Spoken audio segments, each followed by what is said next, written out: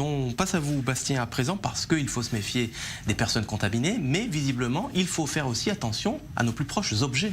Oui, tout part de ces fameuses gouttelettes, hein, ces postillons microscopiques que nous projetons, que ce soit en mangeant, en éternuant, en nous mouchant, et même jusqu'en respirant. Le simple fait de respirer entraîne ces projections microscopiques. Alors, ces projections vont se déposer, vous l'avez dit, sur des objets totalement courants de la vie quotidienne, sur des gens, sur des poignées de porte, sur des poignées de pompe à essence, sur même des claviers d'ordinateur. Vous voyez qu'on a les moyens ici à i24 pour ce genre de démonstration, même sur les ustensiles de cuisine. Vous me disiez ce matin, Cyril, que vous cuisiniez une tartiflette, donc il va falloir bien nettoyer vos plats. Pour ce qui est de nos téléphones, sachez qu'ils contiennent 7 fois plus de bactéries que sur la cuvette des toilettes. Pourquoi? Parce que nous avons constamment notre téléphone dans les mains. Alors la solution est simple, il suffit d'éteindre votre téléphone, de trouver du désinfectant, du chiffon et puis de frotter sans modération. La coque du téléphone n'est pas à épargner.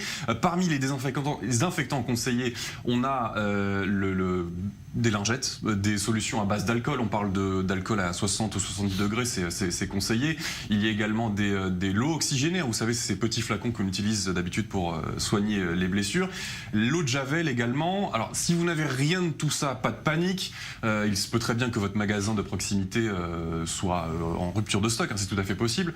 Il suffit simplement de remplir de mélanger 1 litre d'eau avec 1/3 de tasse d'eau de Javel, et ça vous donne une solution de nettoyage efficace. Et c'est important, Bastien, parce que le virus peut survivre assez longtemps sur ces objets.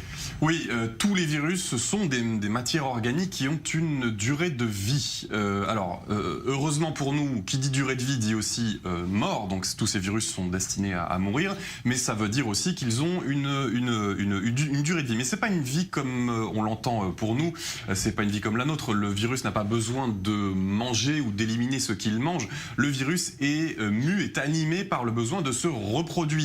Donc il va trouver sur nos téléphones sales tout un tas de cellules déjà présentes, de la graisse, de l'humidité, de la poussière, et ce virus va donc se servir de ces cellules pour se reproduire justement.